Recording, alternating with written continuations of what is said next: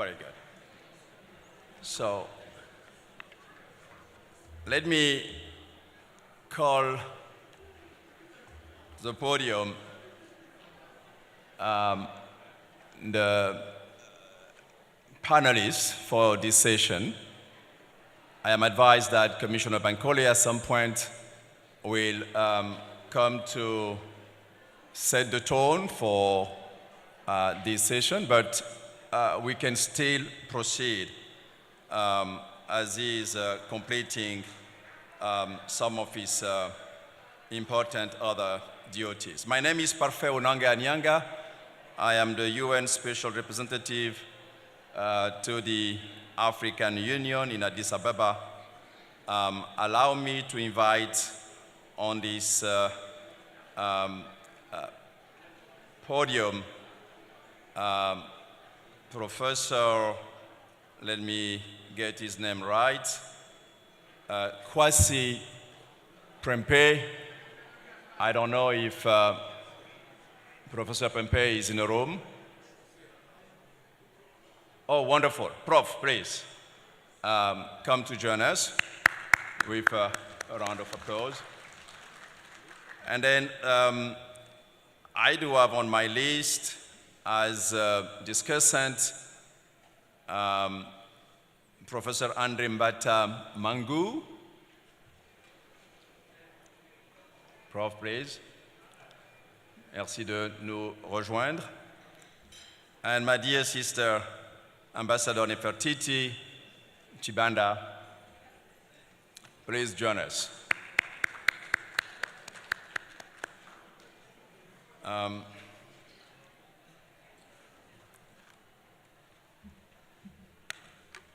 Dear friends, my task has been made very easy or easier this morning following the excellent addresses that we listened to this morning, including the keynote speech by His Excellency President Nana Addo Akufo, who really provided us with thoughtful recommendations and guidance for our exchanges moving forward. And it's really very good to be here in Ghana. I don't see my colleague, Assistant Secretary General Martha Pobi, but alongside with our colleagues from UNDP, where is Matthias and Chile and the other colleagues, the UN is very pleased and very happy to be invited, here is Martha, to be invited to this important reflection on the state of democracy and political governance in Africa. It is truly fitting for us to having this conversation here in Ghana, a country that has transitioned from military rule to a dynamic democratic experience, and which, by all accounts, is indeed remarkable and a source of inspiration for many of us and most African countries. Yet again, the country is reaching an important juncture as it prepares for general elections at the end of this year. And so I just want to share with you 2 or 3 points before I hand it over to Professor Prempeh and distinguished discussants that we have on this panel. I will introduce our speakers in a moment, and when they have spoken, I will introduce our discussants before opening the floor for observations and questions. So suffice for me to say a few words as a way of introduction. We take it for be self-evident that democracy is a system of government where the power is vested in the people who either rule directly or through elected representatives. Indeed, the word democracy itself originates from the Greek words demos, meaning people, and kratos, meaning rule or power. So, an effective democratic system, therefore, allows citizens to participate in decision-making, ensures equality and protects individual rights, fosters transparency, accountability, and the rule of law. It also encourages civic participation. And we heard just earlier from Cynthia that indeed, and from the President, that indeed not only our vibrant youth, but also women are asking for their rightful place at the table. And such a system is supposed to facilitate peaceful resolution of conflict and prevent authoritarian rule. Moreover, in keeping with a nexus approach, a democratic system should also support economic development and social progress through diverse perspectives and ideas. Now, recent setbacks in the continent's democratic trajectory seem to indicate that the democratic experience in Africa is really at a crossroad. I see at least 3 points and questions which I think are worth considering. Firstly, and as you pay attention, I didn't consult previous speakers, but it's good to see that we are all grappling with the same set of questions, and very troubling. Firstly, while democracy in modern Africa is still young and we must really wonder if democracy is suitable for Africa. And I can see already so many eyebrows. Unless the panelists, and Prof. Rampe, I put you on the spot, would rather answer the question more provocatively, is Africa fit for electoral democracy? Recently, I have been hearing concerns resurface over the story of democracy in Africa against the backdrop of the glaring governance deficits that the President addressed just a few minutes ago, and whether over the course of the 90s, democracy was in fact imposed upon Africa from outside. Is it one of the reasons why the experiment did not really work out well? Secondly, when I travel and when I read about unconstitutional changes of government, I am personally struck to see popular support for military takeovers. And I must ask, what do such reactions tell us? I hope our panelists, building on the President's very clear, straightforward answer, will also help us to shed light on this issue. Thirdly, and welcome to Commissioner Bankole. Thirdly, and over the years, the African Union has established some of the most compelling normative frameworks and instruments to advance democratic rule in Africa, including a well-thought-out governance architecture. Now, in light of the current trends, what is required to ensure that this body of norms contributes to both impacting the behavior of political actors while also preventing power-hungry inclinations, including within the continent's military leadership? I know one thing for sure, and we heard about it, and I'm sure Commissioner Bankole will make again one strong case on this same issue. African people want democracy, and they want responsible governance that will address their basic needs and create conditions for predictable and accountable democratic experience. while also providing sustainable development and peace. UNDP's recent seminal report titled Soldiers and Citizens, Military Coups and the Need for Democratic Renewal in Africa provides compelling evidence for this, and I strongly recommend all of us to read that report. As democracy remains a young experience on the African continent, it will only mature if it is enabled to grow organically, and that's critical. It has to come from within. It will require political actors to embrace the idea that the democratic experience entails both a credible process and accepting to lose an election. It's still very difficult. But it also involves implementing specific steps, including institutionalizing the separation of powers to ensure there are checks and balances to mitigate the dangers of overtly personalized power that is so characteristic of despotism. So, my last point is simply to say that I strongly hold the view that the rich diversity of our societies, in which women demand to play their rightful roles and our vibrant and talented youth ask for a meaningful participation, can only be legitimately accommodated in a genuinely democratic dispensation. So there is no beating around the bush. There are no plan B.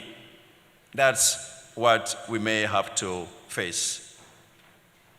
So, Prof, I think we are now ready, but before, Prof, I invite you to take the floor. Allow me to welcome on this podium Commissioner Bankole, whom we warmly thank for his leadership role. I believe, as someone who has been privileged to work with him and to see him walk this journey, we have in him indeed a champion for the values we stand for today. So, Commissioner, please, the floor is yours.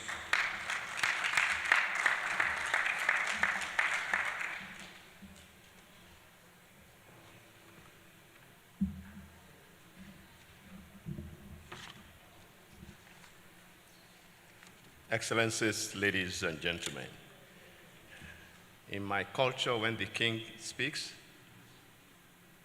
there's no more need to speak. His Excellency, President Nana Addo Dankwa Akufo-Addo had spoken. I was supposed to read this statement in the opening segment. So I will tweak it around and turn it around just to make it relevant to this audience. He's not here, but he's here in spirit. And Accra too stands for many, many things. First, a reflection forum. It's a defining moment to take stock, to review a multi-stakeholder platform of significance. But we are going through a stormy, very stormy, troubled season in our democratic evolution. The ship of democracy is passing and has zero tolerance for undemocratic means to power. It is also necessary that we must return our continent to the axis of progressive democracy. At the same time, we must inspire this base of stakeholders. In the history of the African Union, as the president of Ghana stated, it's very rare that we go out with member states, with civil society, think tanks, professionals, labor unions, women, youth groups, all standing on the same side of history. So there are a lot of lessons to be learned and a lot of experiences to share. But basically, what does Accra 2 provide an opportunity that we are at a critical, favorable conjuncture of circumstances. We have a mammoth opportunity for two main reasons: to address this scourge, the structural root causes of unconstitutional changes of government, and to demonstrate that we can serve as a moonshot for all actors, women, group, youth, professional, to relieve the spirit of Pan-Africanism. Those were some of the guiding principles from last Accra Forum. It is necessary that we do this in the context of our historical past, a bruised historical experience with military dictatorship. Our youth ambassador stated that she was not born in the days of the democratic renewal. But those of us that witnessed the brutality of military rule will never jubilate when they come to power. They may give us a small sense of hope, but we know, and we must continuously stand firm in the solid foundation for constitutionalism, the rule of law, and basic human rights and fundamental freedoms. In doing all this, we are also convinced of one thing, that military rule negates basic human rights. But at the same time, to our political actors, to our partners. But before doing that, we must not forget that we face a multiplicity of security threats. One is unconstitutional changes of government, terrorism, violent extremism, radicalization of the youth. At the same time, the impact of climate change on peace and security. But basically, we have to continue to work together as stakeholders. It is of an Accra process that will be institutionalized by the Peace and Security Council. Second, we must pay profound gratitude. It is necessary that I end by emphasizing a few points which you see on the screen. The double R stands for robust response. We must respond robustly. 2021, 2022, and indeed, if I were quoting the figures from round 9, which is 2023, it would be the same. Shows a very clear picture, paints a very clear picture about where Africans stand on democracy. 66% of Africans express a preference for democracy as opposed to any other form of government. And we ask these questions in the language of the respondents. And we break down the concept of democracy into, in language that is rule, one-man rule, 78% reject one-party rule, and 67% reject military rule. So when we're talking about the scenes of Africans celebrating the successful overthrow of a government, this is what the data is also telling us. And I think it is, and reject all the other alternatives. And note that Africans are familiar with the alternative to democracy, because the first 30 years of African independence, from 1960 to 1990 essentially, was the period of autocratic, non-democratic rule. So it's not as though Africans are not familiar with the alternative to democracy. They are familiar with them. So when you ask them, do you like this one or do you like the other one, they overwhelmingly reject the alternatives that I have mentioned: one-man rule, one-party rule, military rule. which are the alternatives to democracy familiar to us of this continent. However, only 38% of Africans say they are satisfied with the democracy they are getting or how democracy is working in their country. So in short, the trouble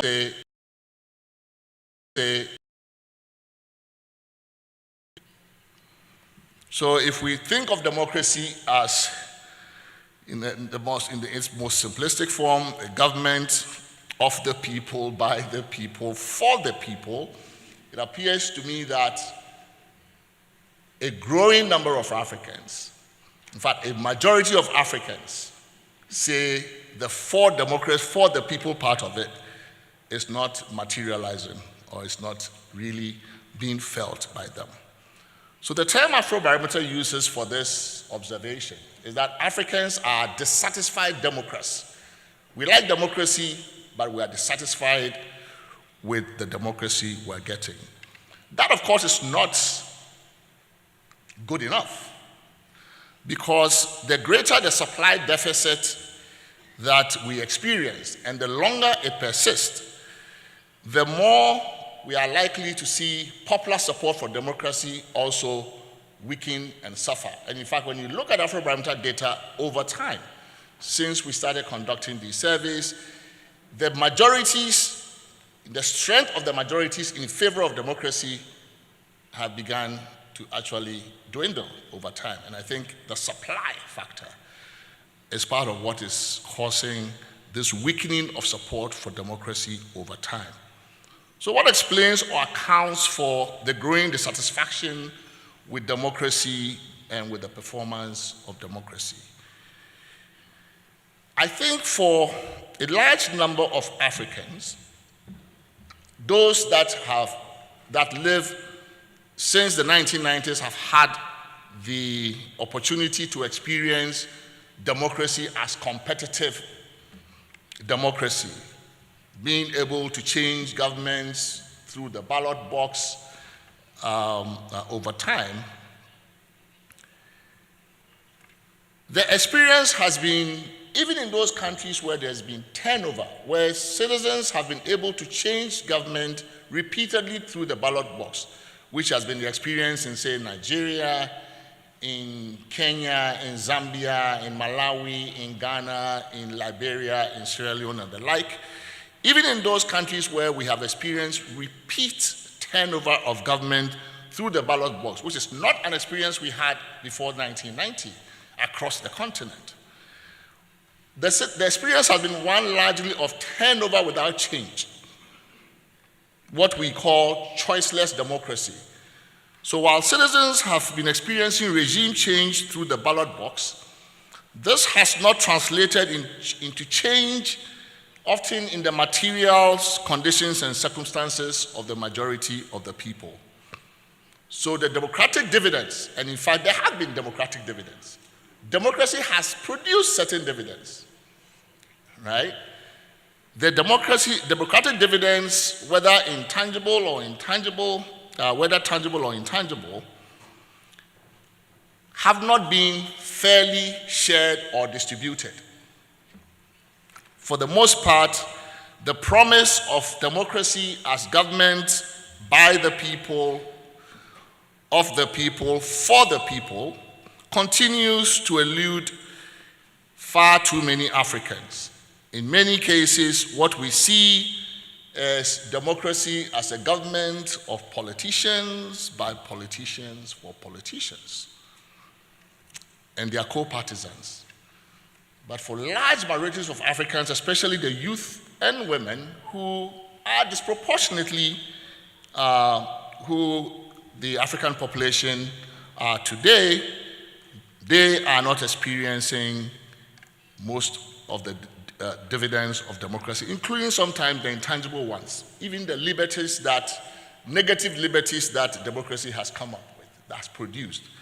The right to be free of government repression and the like, many of these have not experienced it. Then when you look at it's also, I think, important before we put democracy on the on the spot and blame it for not delivering, we have to ask ourselves, what kind of democracy actually have we produced, right, since the 1990s? For the most part, because democracy came as a sequel to 30 years of authoritarianism, democratic transitions have been embedded with authoritarian legacies from the past. So we did not write democracy or democratic constitutions on a clean slate. No country did. Democracy came on the back of 30 years of authoritarian and autocratic failure. One-party regimes, presidents without term limits, presidents for life, military regimes. This was the experience. What we did largely with the democratic moment, with the opportunity after 1980s, and what we call democratization in the African context, was for the most part changes in the rules of what I call the rules of entry and exit. If the system was closed to competition, what we did in the 1990s and beyond was that we changed those rules to allow for more entry, more competition, more pluralism, and also to allow an orderly exit from the game. What we did not change for the most part were the rules of play. So if you think of democratic government or democratic constitutional systems as the rules of the game, we changed one set of rules: how you enter the game and how you exit. The rules by which the game is played once you get seated have not fundamentally changed. What does that mean? It means that we democratize politics by making it more formally competitive, more plural, but we did not transform the ways of power or the ways in which power is exercised by elected governments in Africa. So what you see is that after you transition to democracy, we continue to see a resurgence of some of the old practices. The ways in which power behaved from 1960 to 1980s, the end of the 1980s, re-emerge, and then in our frustration we say democracy is not working. Because we didn't change those rules of play. We changed the rules of entry and exit, but we did not change the rules of play. How do I know this? You look at the constitutions. So we introduced things like term limits. That's a way to control orderly exits from the system. We made our parties, our parliaments more competitive so that more than one party can enter parliament. That's making the politics democratic in the sense of being competitive. But once you got into power, even with term limits, a lot of the laws that govern how day-to-day governance takes place in Africa, these are statutes, these are not constitutions. The statutes from 1960, 70, 80 are still the same ones on our books. And these are the sources from which executive authority mostly derive their power. So when you think you have democratized, but you still have insult laws of the books, the Public Order Act hasn't still changed, you still have the same laws that government officials used to repress in the period 1960 to 90 we go. So some of the old practices we associated with authoritarian regimes continue to persist, notwithstanding democracy. In fact, democracy has legitimized them, right? So along with that is, so it shouldn't surprise you again when you see the reemergence of some of the abuses of power that we see. Governments using security. Okay. Governments using state security apparatus and others, to stop, say, demonstrations and protests and the like. And this is an important fact because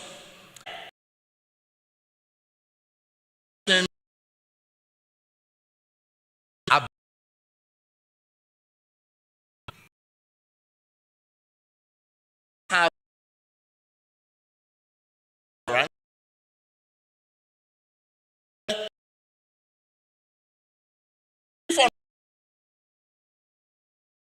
impressively, then know that 53% of your citizens say they will actually tolerate a coup d'etat in those circumstances where power is abused, right?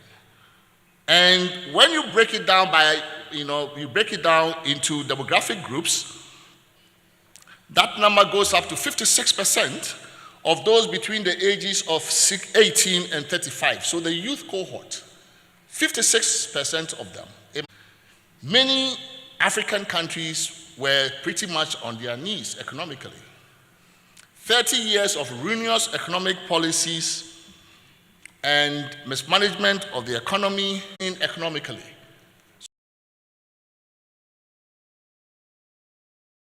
Its weakest. So it is even, I think that it's even surprising that many of our democracies have survived.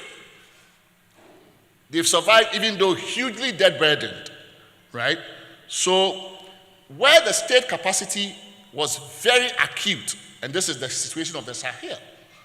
So where general state capacity is weak, but where they were weakest and most acute, where the state's capacity to deliver its basic mandate of protection for citizens and securing your territory, where that was even a challenge, it is not surprising that we have experienced the kinds of things that we have experienced in the Sahel, because it wasn't just state capacity in those cases, it was state's existential threat to the state's survival in these places. So state fragility is what we are talking about. And to build democracy on the backs of fragile states is something that we are yet to see globally. So it's important to put this to adopting two-term limits as a regional norm. I think only 2 countries supposedly vetoed it. We got very close. So this is a region that had failed states, coup d'etats, civil strife, civil war, and yet we also had this record. But at that time, there were champions, regional champions for democracy, right? They may not have been, your best Democrats in the world, but democracy was championed by regional leaders, Obasanjo, Kufuor, Abdoulaye Wade, actually. Now, these days, when you look around the region, and democracy rises and falls in neighborhoods, actually. When you look around the region, and democracy rises and falls in neighborhoods, actually. When you look at the pattern in Africa, it's a neighborhood phenomenon. West Africa, Horn of Africa, East Africa, that's how these things play out. And in those neighborhoods where we are experiencing a democratic recession, regional champions have disappeared. We no longer have leaders championing the cause of democracy as we did, say, in the mid-1990s, early 2000s. So these are also, I think, factors that we should take on board when we talk about democratic recession in Africa. If there is time in the question and answer session, I will make some points about the role of AU and other regional normative frameworks in this story. Thank you. Wonderful. Thank you very much, Professor. You fought a very good fight. And I'm very sorry that I had to stand in the way of your very compelling and insightful presentation. And we will need more of the kind of thoughts you share with us. But we got you very clear. African people want democracy. We're failing in delivering the goods. The supply side is falling short. Now we need really to do better in moving beyond the cosmetic changes that have been implemented so far, which is a good step, don't get me wrong, but we need to go ever further. And your point on lacking champions is indeed worrisome, and that's why forums like these ones are much needed, and thank you so much, Commissioner Bankole, also for making the point that it goes beyond political leaders. It is a whole of house, a whole of country endeavor and beyond with our partners to move this agenda forward. But for the sake of time, I will be asking our discussant to really be as sharp and concise as possible they will forgive me for only giving them 5 minutes each as they come to make the case for this fight in which we are all engaged in together. So let me start with my sister, Nefertiti, Ambassador Nefertiti, to take the floor. You may wish to speak from, yeah, please, make yourself comfortable if you prefer to come here, or if you, okay, very good. The floor is yours, 5 minutes, I'll be watching.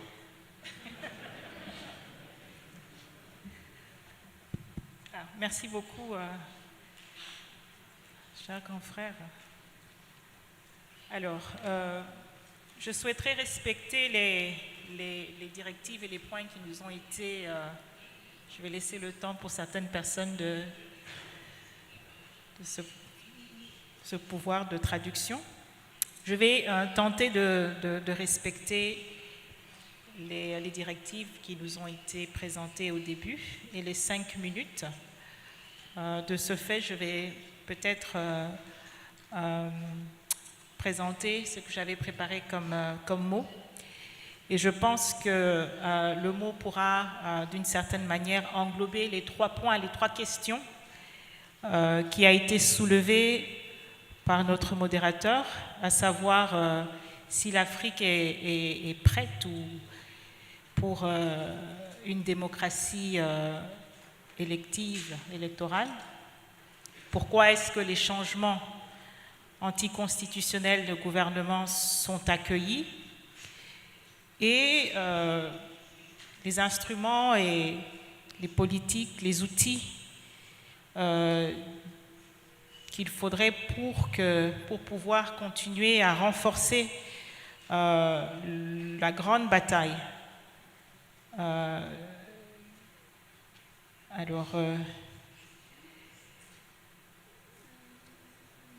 D'abord, je souhaiterais dire que je félicite une fois de plus la Commission de l'Union africaine et le gouvernement du Ghana pour avoir organisé ce deuxième forum de réflexion.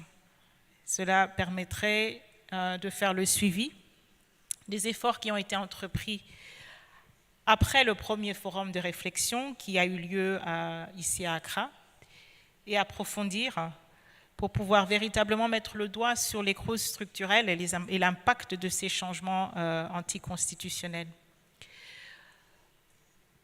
L'organisation, à travers ma présence, se réjouit de prendre part à ce forum parce qu'il est certain que l'Organisation internationale de la francophonie et l'Union africaine partagent les mêmes aspirations et les objectifs, particulièrement autour du principe d'action conjointe, notamment en matière de prévention de crise, de gestion de conflits et de maintien et consolidation de la paix. Comme vous le savez certainement, 52% des États membres statutaires de l'OIF sont issus du continent africain et ainsi donc plus de la moitié des États membres de l'Union africaine sont également membres de l'Organisation internationale de la francophonie. En 2000, on a eu la déclaration de Lomé. À l'OIF, nous avons eu la déclaration de Bamako. En 2022, vous avez eu la déclaration d'Accra. En 2022, les chefs d'État et de gouvernement membres de l'OIF ont adopté une résolution.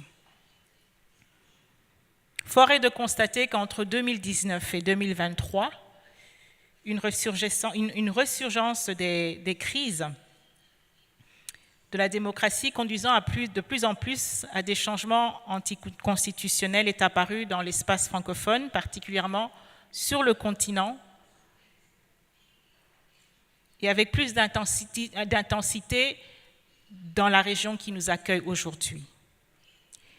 Il s'agit d'une situation qui est particulièrement suivie et traitée par l'organisation, et l'appui au processus démocratique, à la consolidation de l'état de droit et le respect des libertés publiques et des droits de l'homme sont au cœur du mandat de l'organisation.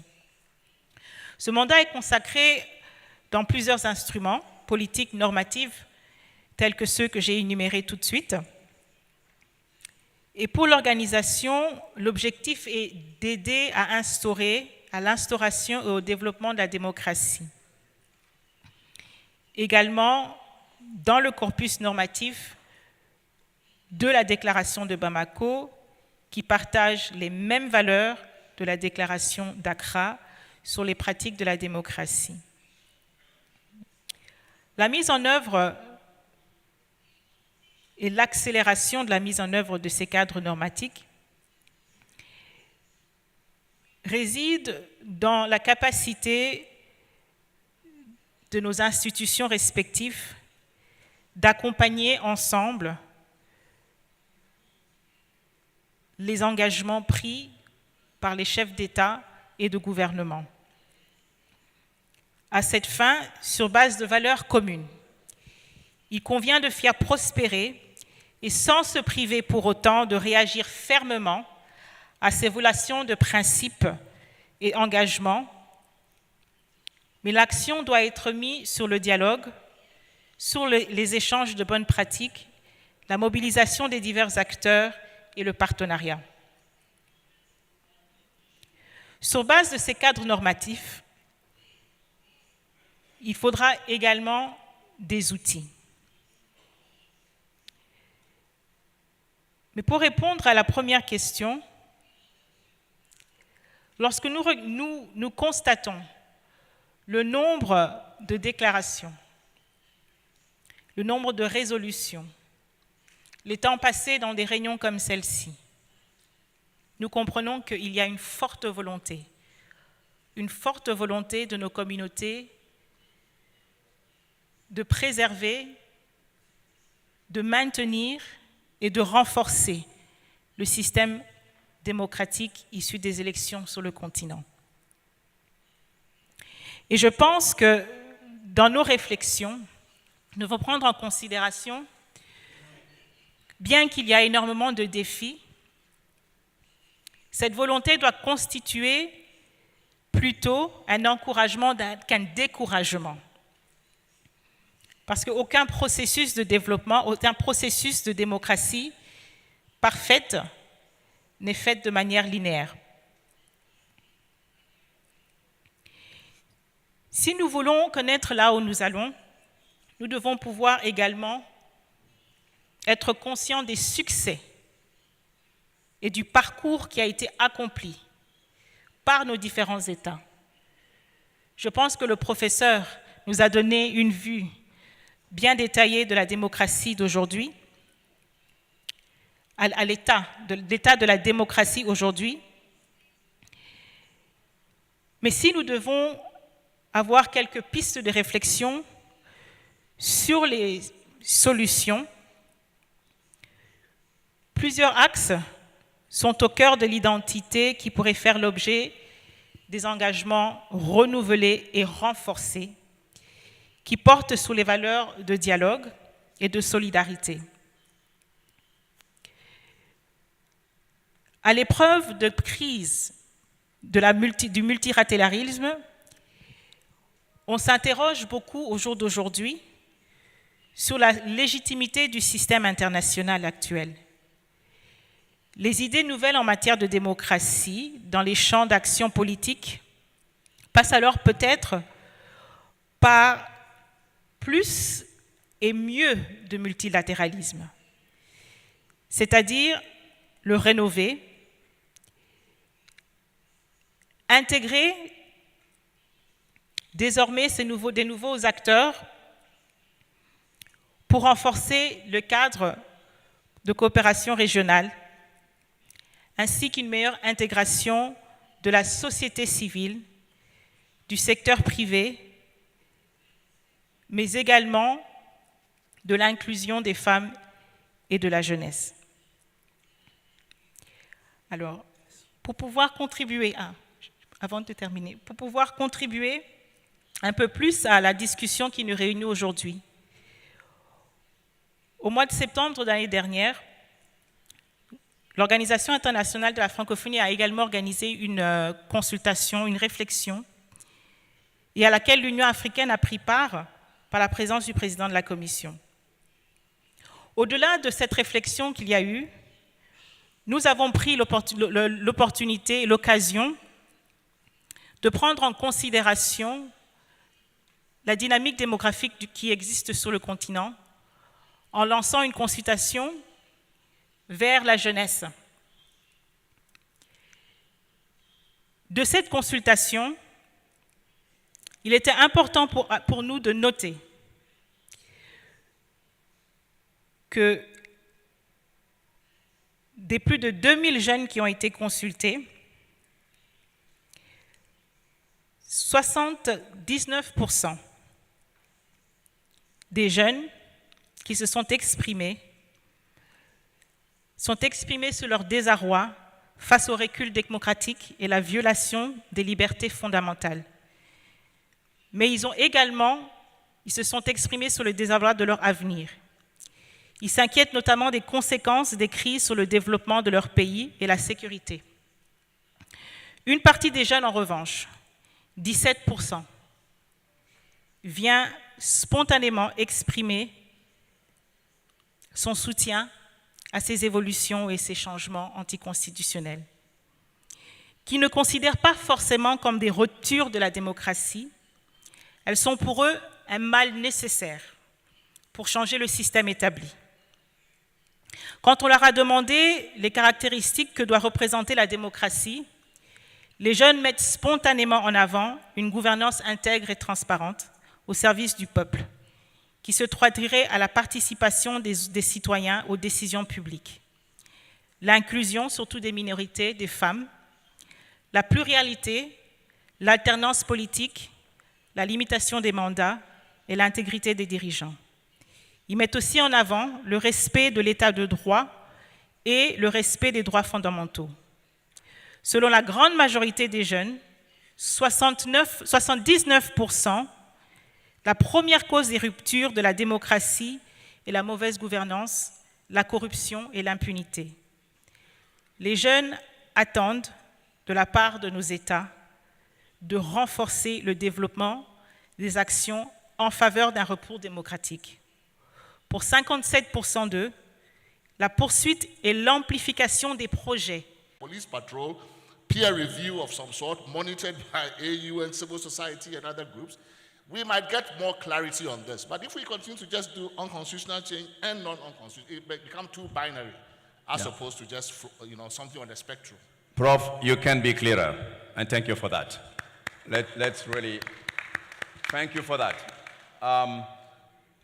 I don't think my two other discussants want to add anything. Merci. Ouais. Alors, vraiment brièvement, s'il vous plaît. Oui. Et vous avez déjà fait le point sur le lien entre conflit et démocratie, la menace que le conflit pose à la démocratie. Je vous supplierai de ne plus l'évoquer. Voilà, merci. Ici, je voudrais peut-être qu'on attire l'attention sur une question sur laquelle nous n'avons pas encore suffisamment réfléchi. C'est le rôle de l'extérieur dans les changements inconstitutionnels des gouvernements en Afrique. Parce que très souvent, nous croyons que les causes sont seulement internes.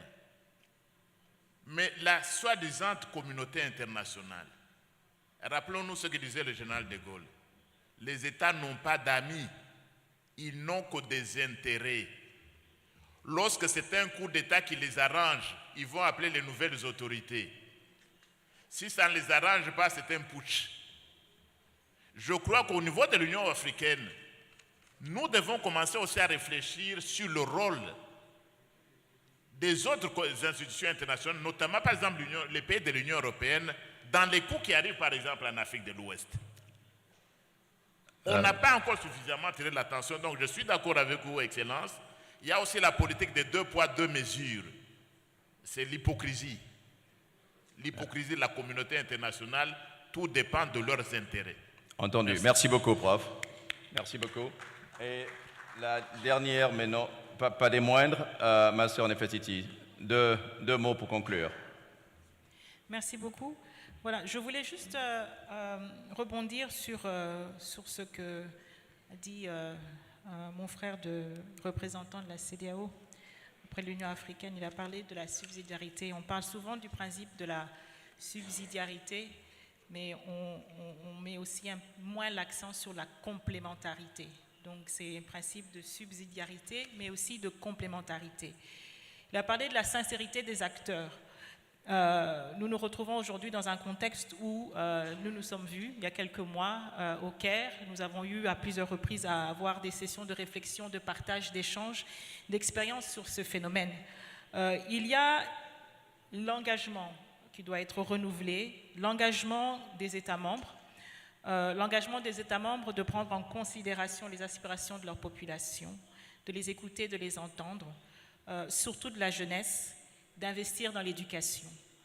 Tout cela doit contribuer justement pour pouvoir prévenir toutes les crises que le continent prend, puisque nous sommes conscients au jour d'aujourd'hui avec les outils qui existent que la volonté est là. Maintenant, c'est un engagement de chaque État membre de nos organisations j'allais dire, make sure, de s'assurer que la mise en œuvre est suivie et de parfois avoir le courage de revoir les mécanismes et les outils pour les adapter au contexte actuel. Voilà. Merci beaucoup. Merci beaucoup, ma chère sœur Nefertiti. Commissioner, we've tried to fight a good fight. And I do believe that this morning was indeed, and this session was indeed an important step forward on the journey that you have so well initiated. Democracy, African wants democracy, but not any kind of democracy. They want democracy to deliver the goods for their people. And they want a level playing field where the youth, women, and all layers of society have a say in a democratic process.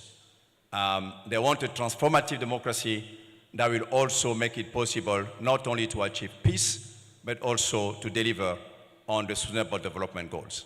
And on this journey, we will need maybe, let me borrow from another wisdom, we will need Solomon's wisdom and the women's, the mother's empathy. Here is Solomon faced with two women. Some of you are familiar with the story. Both women are claiming to be the mother of the baby.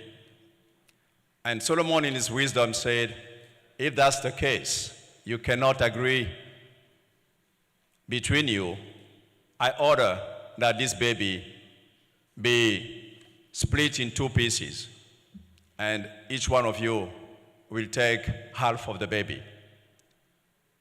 And then the real mother realized that such a course of action would be detrimental to her and to her born baby. She relinquished just to save the baby. She told Solomon, well, while I claim that this was my baby, for the sake of the baby, I don't believe I'm the mother. So we achieved two things. The baby was saved, and in the process, there was some empathy for the common good. We will need leaders who have that kind of wisdom, and we will need political actors who will engage in a fight, knowing that at the end of the day, if there is any winner, it must be the people. So with these few comments, Commissioner Bankole, ladies and gentlemen, thank you for your time, and let's continue the fight. Thank you. A group photo together. Ladies and gentlemen, a round of applause for our interesting panel and moderator outlining the very important steps as we have an overview of the state of democracy and political governance in Africa. Okay. Talking of the wisdom of the king and the empathy of the women, I'm pleased to inform you that the king has decided that it's in the general good that we all go for lunch. And so when we come back from lunch, we shall combine the next two panels, and then we shall call it a day. Lunch is as follows.